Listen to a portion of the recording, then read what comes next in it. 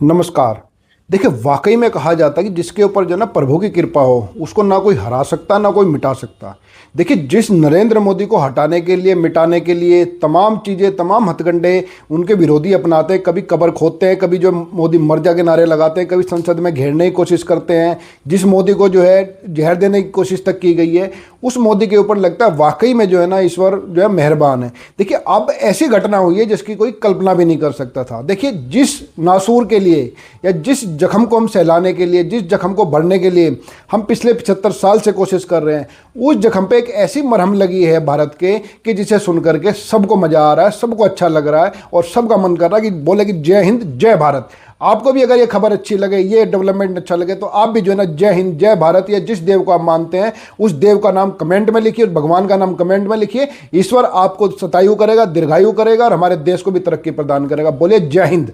देखिए, हुआ क्या है, जिस कश्मीर के हिस्से को जब पाकिस्तान ने कब्जा किया था 1 जनवरी 1949 को, पाकिस्तान ने भारत पे हमला किया था, जो नेहरू जी की गलती के चलते, जो उन्होंने पहले गलतियां की थी उसके चलते जो है भारत पाकिस्तान का युद्ध हुआ था कश्मीर को लेकर के। और 1 जनवरी 1949 को कश्मीर के कुछ हिस्से पर पाकिस्तान ने कब्जा कर लिया था, जिसको पाकिस्तान ड्रामा करने के लिए आज़ाद कश्मीर और जो है ना गिलगित बाल्टिस्तान कहता है, गिलगित बाल्टिस्तान के नाम से वो कहता है।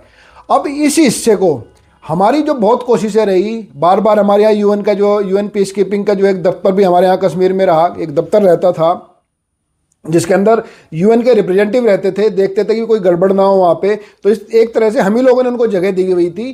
पहले तो बात तो मोदी सरकार ने वो वहाँ से भगा दिए। सबसे पहला कदम तो ये रहा कि जिससे बिल्कुल स्पष्ट संदेश गया पूरी दुनिया में कि कश्मीर जो है ना, पूरा कश्मीर भारत का, और जो आज़ाद कश्मीर है जिसको पाकिस्तान आज़ाद कश्मीर कहता है और हम लोग जिसको पीओके कहते हैं, पाकिस्तान ऑक्यूपाइड कश्मीर, और उस पाकिस्तान ऑक्यूपाइड कश्मीर की सीटें तक हम लोग रिजर्व करते हैं। जब धारा 370 हटी, विधानसभा का नया गठन हुआ, तो उसमें जम्मू कश्मीर के अंदर उस विधानसभा के अंदर जो हमारी पीओके है उनके भाई बहनों के लिए भी सीट रखी गई। अब आप कहेंगे मैं बात क्या कर रहा हूं। देखिए, बात यह है कि कश्मीर के इस हिस्से को जिसको पीओके कहा जाता है उसको अमेरिका ने भारत का पूर्णतः हिस्सा मान लिया है। देखिए, ट्रंप ने चाहे कितनी भी गलतियां की हों, लेकिन ट्रंप प्रशासन का यह कदम बेहद सकारात्मक है और इससे पाकिस्तान और चीन के होश उड़ गए हैं। और पाकिस्तान और चीन के होश उड़ने के साथ साथ पूरी इंटरनेशनल कम्युनिटी में संदेश गया कि वाकई में भारत की जो ताकत है वो बढ़ रही है। ये हुआ कैसे? देखिए, जब भारत ने और अमेरिका के बीच में जो ट्रेड डील हुई है, जिसकी जानकारी खुद ट्रंप ने दी थी, उस ट्रेड डील की जानकारी को साझा करते हुए अमेरिका ने एक नक्शा जारी किया है भारत का, और उस नक्शे में पीओके को पूरा और अक्साई चीन को पूरा का पूरा भारत का हिस्सा बताया गया है। आप कहेंगे तो कोई बहुत बड़ी बात नहीं है। देखिए जी, बड़ी बात इसलिए है क्योंकि इससे पहले अमेरिका के द्वारा जितने भी नक्शे जारी होते थे उसमें पीओके को और अक्साई चीन को अलग दिखाया जाता था। तो इसका मतलब ये साफ ये हो गया है कि इस नक्शे को जारी करके ट्रंप प्रशासन ने, अमेरिका ने, अमेरिकी सरकार ने ये साफ कह दिया है कि भाई अब हम पीओके को और अक्साई चीन को भारत का हिस्सा मानने के लिए तैयार हैं और भारत इस पर जो कदम उठाएगा उसके हम साथ हैं। और देखिए, साधारण कदम नहीं है। कदम इसका मतलब यह है कि उन्होंने भारत को पूरी खुली छूट दे दी है कि भाई जिस हिस्से को अमेरिका मानता है, और देखो कोई कुछ भी कहते हैं, अमेरिका दुनिया का सबसे ताकतवर देश है। अब चाहे तो भारत सरकार भी वहाँ वेनेजुएला की तरह कोई ऑपरेशन कर सकती है, क्योंकि अब अंतर्राष्ट्रीय समुदाय अमेरिका के इस नक्शे को जारी करने के बाद अब अगर भारत वहाँ उसको कब्जा करने के लिए, कब्जा से छुड़ाने के लिए पाकिस्तान के कोई कदम, सैनिक कदम उठाता है, तो अब उसमें जो है कोई दुनिया में कोई देश नहीं बोलेगा, क्योंकि अब ये भारत तो पहले से मानता रहा है। लेकिन देखो, किसी चीज़ के अपने मानने में और दुनिया के मानने में फ़र्क होता है। इससे पहले अमेरिका खुद ये मानता था, इस क्षेत्र को विवादित मानता था। ट्रंप ने कई बार कहा है ये बात को कि भाई कश्मीर को लेकर के कई बार जो है ना भारत और पाकिस्तान बहुत सारे युद्ध लड़ चुके हैं। ऑपरेशन सिंदूर के टाइम उन्होंने कहा कि दोनों न्यूक्लियर देश हैं, आमने सामने आ गए थे, मैंने शांति करवाई, मेरे को नोबेल दे दो। लेकिन ट्रंप का सारा बड़बोलापन, सारा कुछ भूलते हुए जो ट्रंप प्रशासन ने ये कदम उठाया है, इससे संकेत दिया है कि ट्रंप प्रशासन ने जो गलती की है, ट्रंप ने अब उस गलती को सुधार रहा है। और गलती छोटी मोटी कीमत देकर नहीं सुधार रहा, अपने दो मतलब कि एक तो खास सहयोगी जिसको पाकिस्तान जो वहाँ का जिहादी जनरल है, जिसको फील्ड मार्शल बन गया है वो मुनीर, उसकी तो गोद में बिठा के उन्होंने उसको गोद में बिठा के थप्पड़ मारे हैं। मतलब थप्पड़ मारने का मतलब है कि पाकिस्तान को जितनी चापलूसी पाकिस्तान ने ट्रंप की उस चापलूसी के बावजूद, चीन की तमाम धमकियों के बावजूद, क्योंकि देखो अक्साई चीन अपना मानता है, भारत कहता है हमारा है। अब उस अक्साई चीन को भी जो है अमेरिका ने कह दिया कि ये भी भारत का ही है और पीओके भी भारत का ही है। और इसके बाद अब पाकिस्तान और चीन में खलबली है, उनके डिप्लोमेट्स जो हैं, देखिए खलबली से आपका मतलब हल्के मत मानिएगा इस बात को, पाकिस्तान और चीन में इस बात को लेकर भयानक खलबली है कि अमेरिका ने जो ये नक्शा जारी किया है, क्या इसका ये मतलब है कि भारत को सैनिक कार्रवाई करने की खुली छूट मिल गई है। और भारत के जो जानकार हैं, जो सरकार के साथ जो काम करते हैं, जो लोग हैं, जो सोर्सेज हैं, वो इस नक्शे के बाद से इस बात से बेहद खुश हैं कि भाई अब हम अगर कोई कार्रवाई करेंगे तो पूरी दुनिया हमारे साथ रहेगी। और पूरी दुनिया का मतलब है कि भी अमेरिका तो हमारे साथ है ही है, और अमेरिका साथ है तो आधे से ज़्यादा दुनिया तो वैसे किसी की बोलने की हिम्मत नहीं है। चीन और पाकिस्तान खिलाफ जाएंगे, रूस इस मामले में साइलेंट रहेगा।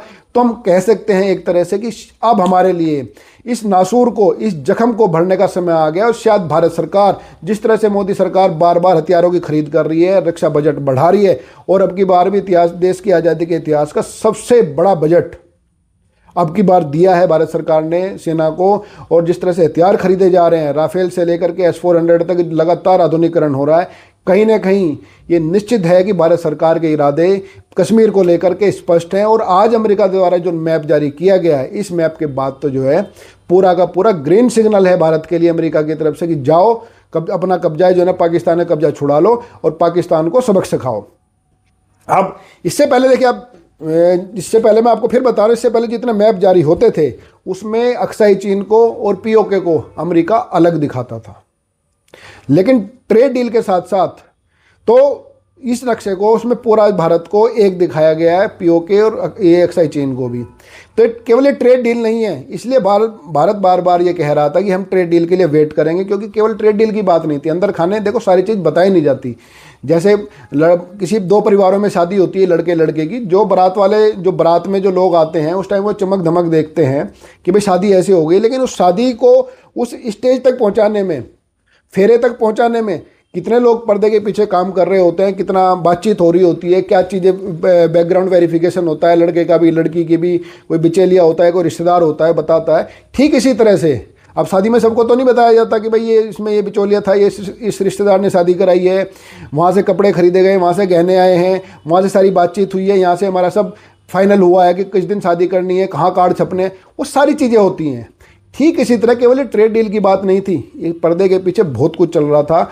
और अजीत डोभाल ने जिस तरह से अमेरिका में जाकर कहा था, भाई अगर ट्रेड डील करेंगे तो भारत के हितों को सुरक्षित करते हुए करेंगे, नहीं तो हम ट्रंप के जाने का इंतजार करेंगे। ये अजीत डोभाल ने बिल्कुल स्पष्ट शब्दों में कहा था अपने अमेरिका के समकक्ष अधिकारी से। समकक्ष अधिकारी का मतलब वहाँ के इसी लेवल के अधिकारी, डिफेंस मिनिस्टर लेवल के अधिकारी से, क्योंकि हमारे NSA हैं ये, तो वहाँ डिफेंस मिनिस्टर लेवल के अधिकारी से उन्होंने साफ साफ कहा था कि भाई हम किसी कीमत पर समझौता नहीं करेंगे। तो निश्चित तौर पर देखिए, वेनेजुएला के मसले पर भारत ने बहुत कॉन्शियस रूप से कदम उठाए थे। यूक्रेन के मसले पर भारत ने कई बार यूक्रेन और रूस दोनों को कहा कि युद्ध का समय नहीं है, तो भारत इस मामले में फूंक फूंक कर कदम रख रहा था। और शायद यही कारण है कि ये जो इतनी इस ट्रेड डील की घोषणा में इतना डिले हुआ है, क्योंकि सारी चीज़ें उसमें हैं। क्योंकि भारत सरकार को ये भी पता है कि इससे पहले जो अमेरिका नक्शे जारी करता था, उस नक्शे में पीओके को अलग दिखाया जाता था, अक्साई चीन को अलग दिखाया जाता था। लेकिन आज के नक्शे के बाद अब ये पूरा ग्रीन सिग्नल है कि भाई अब जो है हमने मान लिया है, तुम तो मानते ही थे, अब हमने भी मान लिया है, दुनिया के चौधरी ने भी मान लिया है कि भाई ये नहीं का है। और जब दुनिया का चौधरी किसी चीज़ को मान लेता है तो बाकी के लिए उस पर अपना हक जताना और उस हक को कब्जा करना, हक को हासिल करना आसान हो जाता है। तो अब यही देखने वाली बात है कि भाई जिस नेता को, जिस हस्ती को मिटाने के लिए इतने सारे षड्यंत्र रचे जा रहे हैं, खुद जो बाइडन ने बांग्लादेश में जो कराया वो सारी मोदी के खिलाफ की कार्रवाई थी वो, और ट्रंप खुद अमेरिका मोदी के खिलाफ लगातार रहा, हमारी इकोनॉमी को डेड इकोनॉमी बताया। लेकिन भारत ने अपनी ताकत को, अपनी शक्ति को ये साबित कर दिया कि भारत अब वाकई में पहले वाला भारत नहीं रहा है। भारत के अंदर ताकत भी आ रही है और अब वाकई में आंख से आंख दिखाकर बात करता है। क्योंकि अमेरिका चाहता तो नक्शा जारी नहीं करता या मैप ही नहीं दिखाता, सिर्फ घोषणा कर देता, लेकिन उसने न केवल ये घोषणा की बल्कि उसमें मैप भी जारी किया। और डिप्लोमेटिक स्तर पर इसका बहुत बड़ा एक संकेत दुनिया में माना जा रहा है कि शायद अब अमेरिका ने भारत से कहा है कि भाई अब जो तुम्हें पीओके पे करना है, जो तुम्हें हक लेना है लो। अब क्योंकि चीन को कमज़ोर करना चाहता है अमेरिका, और अब चीन को कमज़ोर करने के लिए उसका जो सबसे बड़ा प्यादा क्षेत्र में बन गया है वो पाकिस्तान है।